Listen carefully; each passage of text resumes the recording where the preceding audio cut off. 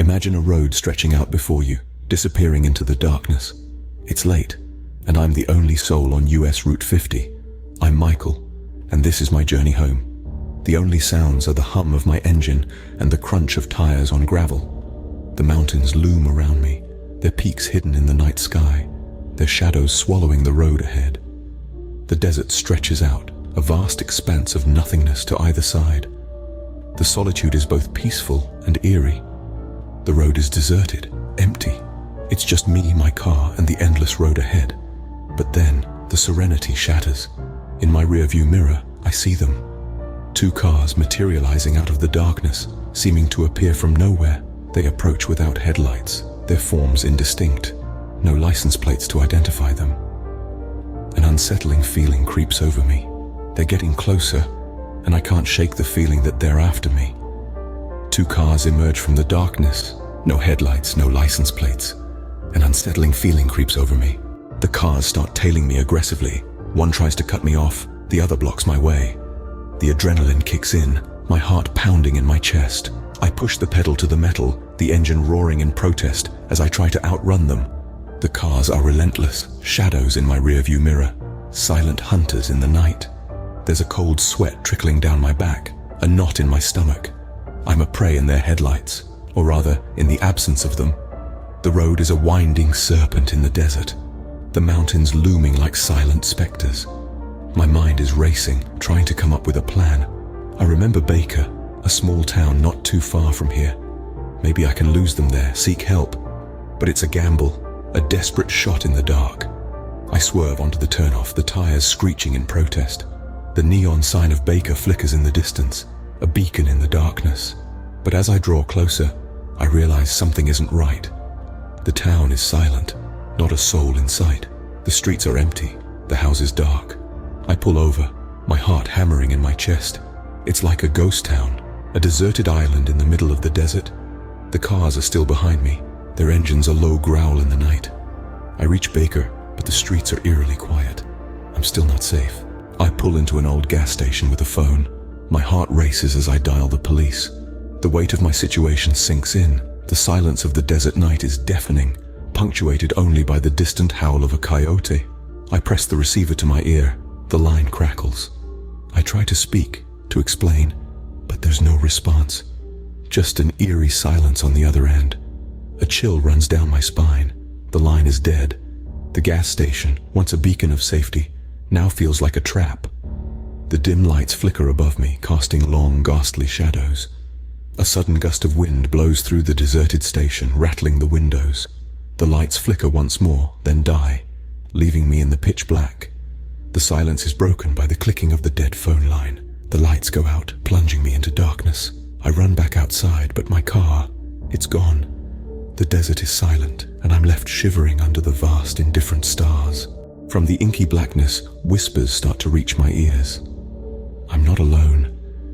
An icy shiver runs down my spine as I strain to hear, the hairs on the back of my neck standing on end. It's as if the desert itself is alive, whispering secrets carried by the wind. The silence of the night shatters, replaced by an eerie symphony of sounds that echo through the deserted streets of Baker. I'm stranded, surrounded by the vast emptiness of the Nevada desert, a lone figure under the vast expanse of the star-studded sky. My heart pounds in my chest like a drum, my breath quickens. The feeling of being watched intensifies, an unseen presence lurking in the shadows. My mind races, imagining the horrors that could be hiding in the dark. I'm trapped in a real-life horror story on the loneliest road in America. I can't shake off the feeling that I'm the prey in a sinister game, a pawn in a terrifying encounter that I didn't sign up for. An unknown threat lurks in the shadows, unseen but ever present. My car is later found on the side of the road, engine still running, but I'm nowhere to be found.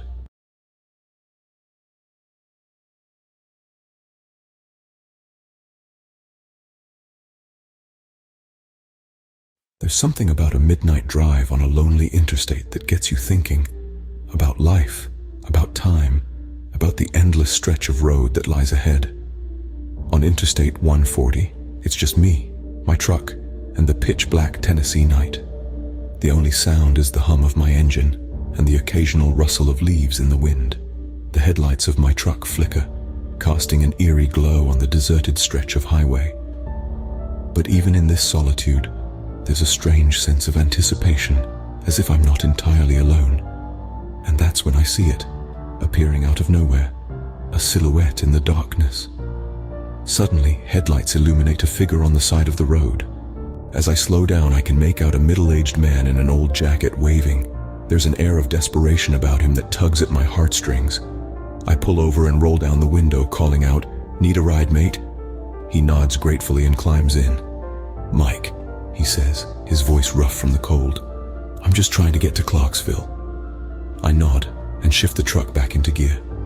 As the miles roll by, Mike begins to share his story. He talks about a horrific accident on this very road. The memory still vivid in his mind. The dreadful moment of impact, the ear-splitting screams, the sparks flying from the crushed cars. His friend, he says, didn't make it home that night. His words paint a grim picture, filling the cab with a chilling air. The tone of his voice, the look in his eyes, everything about Mike's tale is unsettling. I can't help but feel a pang of sympathy for this stranger, this victim of a cruel fate. Mike's tale was a chilling one, and as we drove, his words filled the cab with an unsettling air. Mike began to recount his tale, one of horror and sorrow. It was a night much like this one. The road was slick with rain and visibility was low. Suddenly, the mundane was shattered by a blinding flash of headlights, followed by the deafening crunch of metal on metal. Screams rent the air, but they were quickly drowned out by the hissing steam and the crackle of sparks from the mangled wreckage. His friend, a fellow traveler, was in one of those cars, swallowed by the chaos. That night, his friend never made it home. Instead, he was claimed by the unforgiving stretch of I-40 near Clarksville. As Mike shared his story, his gaze seemed to drift away, lost somewhere in the haunting memories of that fateful night. As we neared the town of Clarksville, a sense of unease grew within me. The road ahead seemed darker, and the silence in the truck became a chilling echo of Mike's tale. As we neared the accident site, a memorial cross came into view. Its stark white against the black of the night was a sobering reminder of the tragedy that had unfolded here. The road, once a mundane stretch of asphalt, now bore an eerie weight, a silent witness to the lives lost. A weary firefighter, his face etched with sorrow, was stopping vehicles. His hand outstretched, not in command, but in plea, collecting donations for the victims' families. The sight of him, a beacon of hope amidst such darkness, was a poignant reminder of humanity's resilience. Feeling a chill run down my spine, I turned to ask Mike about his friend, about that fateful night. But the words died in my throat. The passenger seat, just moments ago filled with a living, breathing human, was now empty. No trace of Mike, not even the faintest imprint on the seat. I turned to ask Mike a question, only to find the seat next to me empty. The firefighter handed me a photograph. "Have you seen this man? He's missing." I was dumbstruck as I stared at the picture. It was Mike, the man I'd just given a ride to, the man who'd been telling me about the horrific accident on this very road. The man who, it turns out, didn't survive that accident. A shiver ran down my spine as the weight of what I'd just experienced began to sink in. I'd been talking to a ghost, a spirit unable to rest, still trapped on the highway where his life ended. I handed the photo back to the firefighter, my heart pounding. Silently, I got back in my truck and drove away, leaving the scene of the accident and the ghostly hitchhiker behind. As the miles rolled away beneath me, I realized something. Some losses linger, even if you're just a witness to their stories. And sometimes those stories can haunt you long after the last word has been spoken.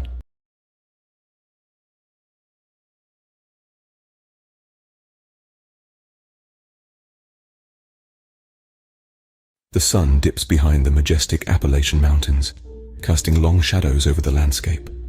A lone car winds its way through the snaking roads, heading towards a dark, foreboding tunnel. Our protagonist Jason grips the wheel, his knuckles white. Despite the chilling whispers of local legends, he's made the decision to drive through this ominous tunnel. The mountain air grows colder, the shadows grow deeper. With a deep breath, Jason steers his car into the gaping mouth of the tunnel, little knowing the journey he was about to embark on. The tunnel's dim lights flicker ominously as Jason drives on, the light at the end of the tunnel growing brighter. But as he exits, a chilling realization dawns upon him. The landscape outside the car is strikingly familiar, a déjà vu that sends shivers down his spine. The entrance of the tunnel looms in front of him again, an eerie echo of his journey just moments ago. Baffled, he steers his car back into the tunnel, the ghostly glow of the lights serving as his only guide. As he continues driving, the tunnel seems to stretch into infinity. Each exit only leads back to the entrance. The air grows colder, the walls appear to close in, and the echo of the car engine reverberates ominously.